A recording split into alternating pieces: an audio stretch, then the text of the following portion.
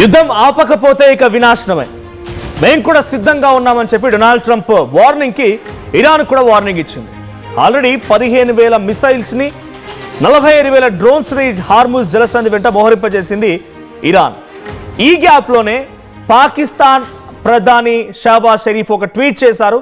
2 వారాల పాటుగా దయచేసి యుద్ధాన్ని ఆపండి, నెగోషియేట్ చేద్దాం అనేటువంటి ఆ ట్వీట్ ద్వారా డొనాల్డ్ ట్రంప్ యాక్సెప్ట్ చేయడం, ఇటు ఇరాన్ కూడా యాక్సెప్ట్ చేయడం. But on one condition, 10 points కండిషన్స్ని ఇరాన్ ఇంపోజ్ చేసింది. నేను ఈ 10 అంగీకారాలని మీరు ఒప్పుకుంటే, ఈ 10 పాయింట్స్ని మీరు ఒప్పుకుంటే నేను యుద్ధం ఆపడానికి సిద్ధంగా ఉన్నాను అని చెప్పి అంగీకరించింది. డెడ్ లైన్ ముగిసింది. As Donald Trump told Tuesday 8 PM, అంటే మన కాలమానం ప్రకారంగా ఈ రోజు తెల్లవారుజామున 5:30 డెడ్ లైన్ ముగిసింది. డెడ్ లైన్ ముగిసినప్పటికీ ఇప్పటి వరకు ఒక్క మిసైల్ కానీ ఒక్క డ్రోన్ కానీ ఇంకా ఎక్స్చేంజ్ అవ్వలేదు. సో యుద్ధం తాత్కాలికంగా ఇప్పటి వరకు ఒక సీజ్ ఫైర్ అండర్స్టాండింగ్తో ముగిసింది. It's not just a cease fire but it also a dead line. అది సీజ్ ఫైర్ మాత్రమే కాదు, డెడ్ లైన్ కూడా అన్నట్టుగా అర్థమవుతోంది. మరి ఆ 10 కండిషన్స్ ఏంటి, ఇరాన్ అమెరికాకి ఎటువంటి కండిషన్స్ పెట్టిందో చూసే ప్రయత్నం చేద్దాం. సో ఇరాన్ పెట్టిన కండిషన్స్ కనుక యాక్సెప్ట్ చేస్తేనే ఇప్పుడు డొనాల్డ్ ట్రంప్ ఆ యుద్ధానికి ముగింపు పలుకుతారు. లేదనంటే మేము కూడా సిద్ధంగా ఉన్నామని చెప్పి ఇరాన్ చెప్తోంది. సో ఆ 10 కండిషన్ అంటే చూపిస్తాను నేను. సో పిసిఆర్ ఆ 10 కండిషన్లు ఇవే. Iran's 10 conditions for ceasefire with America. ఆ 10 కండిషన్స్ ఇవే. ఆ first condition permanent cessation of hostilities, అంటే శాంతి కాల్పుల విరమణ, పర్మనెంట్ గా యుద్ధాన్ని ఆపేయాలి. First and foremost first condition, ఈ యుద్ధాన్ని పర్మనెంట్ గా ఆపేయాలి. నీకు ఇష్టం ఉన్నట్టుగా రాత్రి పడుకోగానే తెల్లవారుజామున ఇరాన్ పై యుద్ధం చేయాలనో, ఇరాన్ పై ఓ బాంబు వేయాలనో, ఇరాన్ పై దాడి చేయాలనో ఆలోచన వస్తే విరమించుకో. ఇకపై పర్మనెంట్ యుద్ధం చేద్దాం.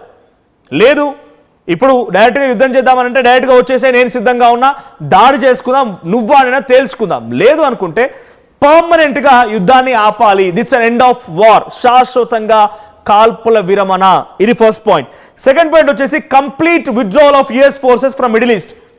పశ్చిమాసియాలో ఉన్నటువంటి కంప్లీట్ అంతా, మిడిల్ ఈస్టర్న్ కంట్రీస్లో ఉన్నటువంటి మొత్తం అంతా ఆ యుద్ధానికి సంబంధించినటువంటి మోహరింపజేసిన సైన్యాన్ని, యుద్ధ ట్యాంకర్లని, ఫైటర్ జెట్స్ని, యుఎస్ ట్రిపోలి లాంటి వార్షిప్స్ని, సముద్ర మార్గంలో ఉంచినటువంటి అమెరికా సైనిక స్థావరాలన్నింటినీ కూడా వెంటనే వెనక్కి తీసుకోవాలి. కంప్లీట్ విత్డ్రావల్, వెనక్కి తీసుకోండి అని చెప్పి ఇరాన్ ఓ కండిషన్ పెట్టింది. Second condition. ఇక థర్డ్ కండిషన్ వచ్చేసి లిఫ్టింగ్ ఆఫ్ ఆల్ శాంక్షన్స్. ఎవరైతే దేశాలు ఇరాన్ గల్ఫ్ కంట్రీస్ పైన యుద్ధం చేస్తోంది, గల్ఫ్ కంట్రీస్ పై దాడి చేస్తుందని చెప్తున్నారు, కేవలం అమెరికా స్థావరాలపై మాత్రమే దాడి చేశాం మేము, ఎక్కడ కూడా గల్ఫ్ కంట్రీస్లో సివిలియన్స్ని టార్గెట్ చేయలేదు, సివిలియన్ ఇన్ఫ్రాస్ట్రక్చర్ని టార్గెట్ చేయలేదు అనేది ఇరాన్ చెప్తున్నమాట. సో ఆ కారణంగా మాపై గల్ఫ్ కంట్రీస్ కొన్ని ఆంక్షలు విధించాయి. మేము ఎక్కడికి వెళ్ళొద్దని, మాపై టారిఫ్లని, మా దేశస్తులు వేరే ప్రాంతాలకు వెళ్ళకూడదని రకరకాల శాంక్షన్స్ వేశాయి. ఆ నిబంధనల మొత్తాన్ని ఎత్తివేయాలి. మాపై దేశ విదేశాల్లో అది ఫైనాన్షియల్గా ఉన్నటువంటి శాంక్షన్స్ కానీ, ఫైనాన్షియల్ లిమిటేషన్స్ కానీ, డైరెక్ట్గా ఇంకేదైనా మ్యూచువల్గా అండర్స్టాండింగ్ లిమిటేషన్స్ కానీ, ఆ లిమిటేషన్స్ మొత్తాన్ని కూడా ఎత్తేయాలి, శాంక్షన్స్ని ఎత్తేయాలనేది చెప్తున్నమాట. సో ఆంక్షల తొలగింపు అనేది థర్డ్ పాయింట్గా ఉంది. Next, sovereign control of Strait of Hormuz, అంటే స్ట్రైట్ ఆఫ్ హార్ముజ్ పైన తమ ఆధిపత్యమే ఉండాలి. అంటే మేము మీకు క్లీన్గా వదిలేస్తాం, మీరు తీసుకెళ్ళండి, మీ నౌకలు వెళ్ళనిస్తాం, మీకు మేమే అవసరమైతే మార్గాన్ని ఏర్పాటు చేస్తాం, కానీ ఇక్కడ మేమే నియంత్రిస్తాం. One condition. ఇక్కడ ఈ పాయింట్లో మనం అబ్జర్వ్ చేస్తే ఇరాన్ గతంలో ఒక మాట మాట్లాడుకొచ్చింది, ఆల్రెడీ కంటిన్యూ చేస్తోంది కూడా. వేరే దేశాలకు సంబంధించిన నౌకలు except India, China, Russia, Malaysia, ఈ దేశాలకు సంబంధించిన నౌకలు కాక మిగిలిన ఏ దేశాల నౌకలైనా సరే ఈ స్ట్రైట్ ఆఫ్ హార్ముజ్ నుంచి వెళ్ళాలంటే నాకు కొంత ట్యాక్స్ కట్టాలి, టోల్ ట్యాక్స్ కట్టాలనేది ఇరాన్ పెట్టిన నిబంధన.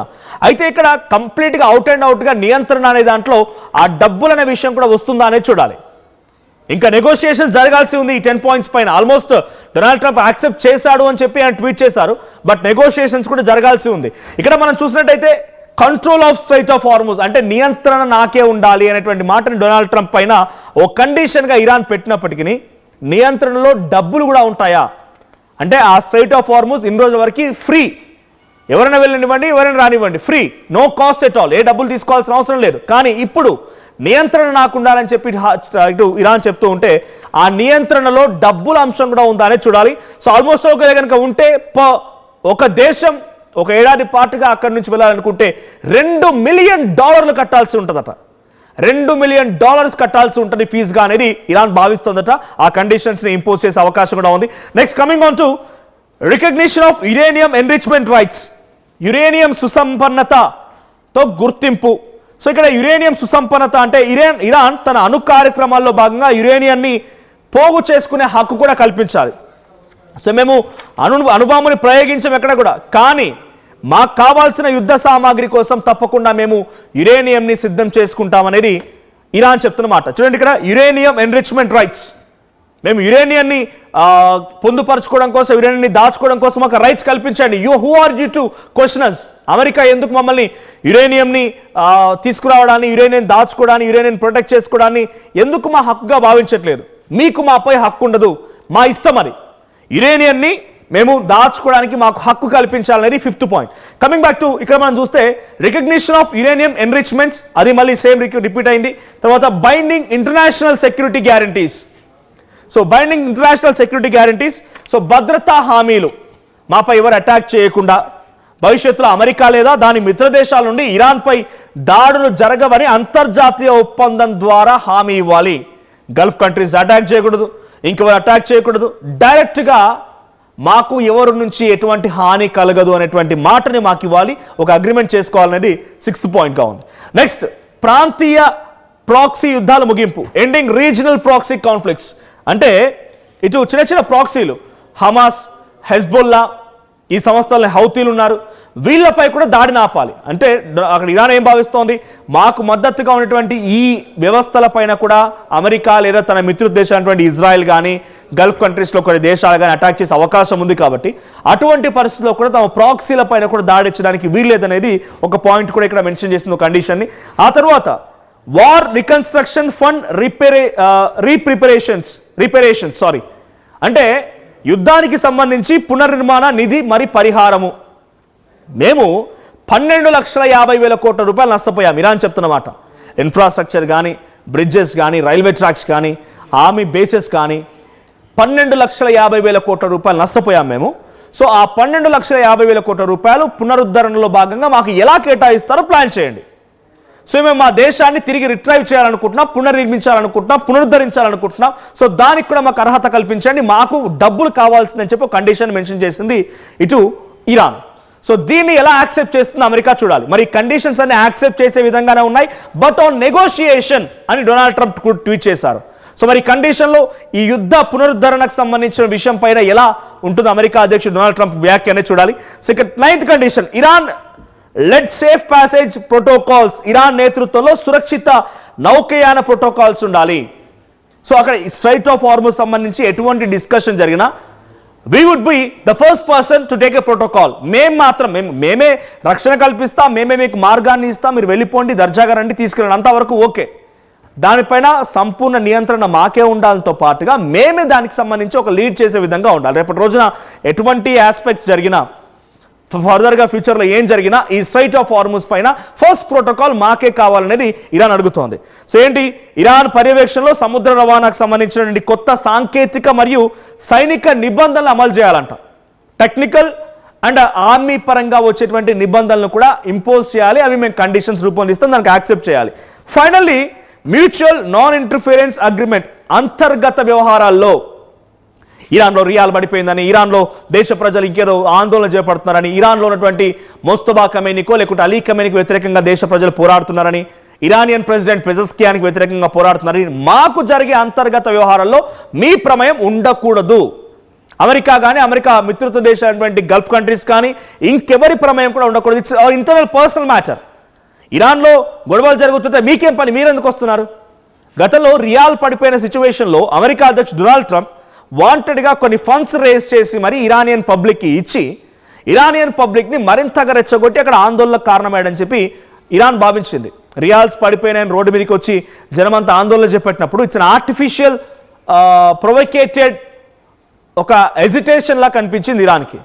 బికాజ్ ముస్తఫా అలీ ఖమేనీని ఏరుకోరి ఒక దేవుళ్ళలా భావించేటువంటి ఇరానియన్ పబ్లిక్ మొత్తం కూడా ఆయనని కొట్టడాలు, ఆయనకు సంబంధించి ఫ్లెక్సీలు తగలబెట్టడాలు, లేకపోతే రోడ్లపైకి వచ్చి అమ్మాయిలు వాళ్ళపైన హిజాబ్ తీయడాలు, మోడర్న్ కల్చర్ కావాలి, వెస్ట్రన్ కల్చర్ కావాలని చెప్పి డిమాండ్ చేయడాలు, ఇవన్నీ కూడా ప్రొవకేటివ్ ఉద్యమాల్లా కనిపించా ఇరాన్కి. సో ఇక్కడ అంతర్గత రాజకీయ వ్యవహారాల్లో కూడా మీ జోక్యం అక్కర్లేదు అని ఇరాన్ ఒక కండిషన్ పెట్టింది. ఈ 10 కండిషన్స్ అన్ని కూడా యాక్సెప్ట్ చేస్తేనే ఈ సీజ్ ఫైర్ ఉంటుంది అని చెప్పి ఇరానియన్ నుంచి చాలా క్లియర్ స్టేట్మెంట్ రావడంతో ఆ 10 కండిషన్స్ యాక్సెప్ట్ చేసే విధంగా ఉన్నాయని చెప్పి డొనాల్డ్ ట్రంప్ అన్నారు. ఒకసారి if at all possible please Donald Trump tweet play చేయండి. సో డొనాల్డ్ ట్రంప్ ఏం చెప్తున్నారు? 10 కండిషన్స్ కూడా యాక్సెప్ట్ చేసే విధంగా ఉన్నాయి. We're going through that. I want a long lasting peace in the Middle East nations. నాకు శాశ్వతమైనటువంటి ఒక శాంతియుత వాతావరణం కావాలి అమెరికాలోనే డొనాల్డ్ ట్రంప్ ట్వీట్ ద్వారా అర్థమవుతోంది. కానీ అది ఎప్పుడు ఈ కండిషన్స్ని యాక్సెప్ట్ చేస్తేనే. సో ఇది డొనాల్డ్ ట్రంప్ ట్వీట్. ఇది based on conversations with prime minister Shehbaz Sharif and field marshal Asim Munir of Pakistan, wherein they requested that I hold of the destructive force being sent tonight to Iran and to subject the Islamic Republic of Iran agreeing to the complete, immediate and safe opening of the Strait of Hormuz. So straight of Hormuz ని complete గా తక్షణమే చాలా సురక్షితంగా open చేస్తున్నామని చెప్పి చెప్పుకొచ్చారు. కాబట్టే ఈ యుద్ధానికి పాకిస్తాన్ ఇనిషియేట్ చేసిన విధంగా నేను ఒప్పుకుంటున్నాను, విరమణకు ఒప్పుకుంటున్నాను. ఎప్పుడు I agree to suspend the bombing and attack of Iran for a week of 2 weeks, a period of 2 weeks. This will be a double sided ceasefire. అంటే ఇరు పక్షాల నుంచి ceasefire. This would be a double sided ceasefire. ఇరు పక్షాల నుంచి ceasefire అంటే కాల్పుల విరమణ జరుగుతుంది. So the reason for doing so is that we have already met and exceeded all military objectives and very far along with a definitive agreement concerning long term peace. చూడండి ఇది mention చేయాలి, long term piece, శాశ్వతంగా శాంతి ఉండాలని చెప్పి ఈ రోజు గుర్తుకొచ్చింది. ఆ రోజు ఇరాన్ టెహరాన్ పైన, కరాచీ నుంచి టెహరాన్ వెళ్ళేటువంటి బ్రిడ్జ్ పైన, అక్కడ సివిలియన్స్ పైన, ఇన్ఫ్రాస్ట్రక్చర్ పైన, సౌత్ పార్స్ గ్యాస్ ఫీల్డ్స్ పై అటాక్ చేసిన రోజు ఏ శాంతి గుర్తు రాలేదు. బట్ జరగాల్సిన నష్టం మొత్తం జరిగిపోయి, ప్రాణాలు పోవాల్సినంత పోయి, ప్రపంచ దేశాలు వణికిపోవాల్సినంత వణికి, ప్రపంచ దేశాల్లో ఆర్థిక ఇన్ఫ్లేషన్ కారణమైపోయి ఆర్థికంగా దెబ్బతింటున్న పరిస్థితుల్లో ఇప్పుడు డొనాల్డ్ ట్రంప్కి పీస్ గుర్తుకొచ్చింది. So with Iran and peace in Middle East we received 10 points proposal from Iran. It's a main point. 10-point proposal from Iran and believe it is a workable basis on which negotiate. 10 points maku వచ్చాయి ఇక్కడ. 10 points from Iran and believe it is a workable basis. అది నిజంగా work out అవుతుందని రకంగా ఉంది. మళ్ళీ కానీ negotiate చేయాల్సిందే. which on to negotiate. So almost all of the various points of the past contention have been agreed to allow the agreement to be finalized and consummated. On behalf of the United States of America as President and also representing the countries of the Middle East, it is a honor to have this long-term problem close to resolution. So ఈ 10 పాయింట్లు కూడా అంగీకరించే విధంగానే ఉన్నాయి. But on one condition negotiate చేయాల్సిందనేది Donald Trump tweet ద్వారా అర్థమవుతోంది. ఈ 10 కండిషన్లో ద మెయిన్ కండిషన్ ఏంటంటే నియంత్రణ, స్ట్రైట్ ఆఫ్ హార్మూజ్ పైన కంప్లీట్గా ఇరాన్కి నియంత్రణ ఉండడం. నియంత్రణతో పాటుగా మేము అటువైపు నుంచి వెళ్ళాలన్నా రావాలన్నా పునర్నిర్మాణంలో భాగంగా ఆ దేశం పూర్తిగా లాస్లో ఉంది. ఇప్పుడు యుద్ధం కారణంగా చాలా తీవ్రంగా నష్టపోయింది. కాబట్టి దాని పునర్నిర్మాణంలో భాగంగా మీరందరూ నాకు టోల్ ట్యాక్స్ కట్టాల్సిందే. ఈ 2 కండిషన్స్ని అమెరికా ఎలా తీసుకుంటుంది? మరి ప్రతి దేశం ఇన్ని రోజుల పాటుగా ఫ్రీగా వెళ్ళినటువంటి ఆ ట్రాన్స్పోర్టేషన్ కారణంగా ఇప్పుడు డబ్బులు కట్టాల్సి వస్తే ఎలా బేర్ చేస్తారు? ఈ డబ్బుల్ని ఎవరు ఎక్కువగా అదనంగా బేర్ చేసే అవకాశం ఉండాలి. బట్ ఈ 10 కండిషన్స్ మాత్రం ఇప్పుడు సంచలనంగా మారాయి. ఈ 10 కండిషన్స్ దాదాపుగా వర్కబుల్ బేసిస్లోనే ఉన్నాయి, దాదాపుగా అంగీకరించే విధంగా ఉన్నాయని చెప్పి డొనాల్డ్ ట్రంప్ ట్వీట్ కూడా సంచలనంగా మారింది. చూద్దాం మరి డొనాల్డ్ ట్రంప్ ఇంకా నెగోషియేట్ చేస్తానంటున్నారు. బట్ ఈ 2 వారాల పాటుగా యుద్ధం అయితే ఒక తాత్కాలికంగా విరమణ దొరికింది. So it's a big break అనుకోవాలి. Very congratulation to all the nations. ఎందుకంటే యుద్ధం కారణంగా ప్రపంచ దేశాలన్నీ కూడా చాలా భయానకమైన పరిస్థితులు నెట్టవేయబడ్డాయి. సో ఇప్పుడు కొన్ని పరిణామాలు మారుతున్నాయి. యుద్ధం కాల్పుల విరమణ అనగానే ఒక్కసారిగా అమాంతంగా ఇప్పుడు షేర్ మార్కెట్ కానీ గోల్డ్ ప్రైస్ కూడా పెరగబోతున్నాయి. కంటిన్యూస్ అప్డేట్స్ ఆన్ వార్, ఏం జరుగుతోంది, ఏం జరిగింది, అప్ టు డేట్ ఇన్ఫర్మేషన్ ఆర్టీవీకి అందించే ప్రయత్నం చేస్తోంది. సో యుద్ధానికి ఈ రకంగా కండిషన్స్ పెట్టిన ఇరాన్ ఈ కండిషన్స్ని అమెరికా యాక్సెప్ట్ చేస్తుందా? డొనాల్డ్ ట్రంప్ వెనక్కి తగ్గ అవకాశం ఉందా? డొనాల్డ్ ట్రంప్ ఈ కండిషన్స్ని యాక్సెప్ట్ చేస్తారా? అదే కనుక జరిగితే ఏం జరగవచ్చు?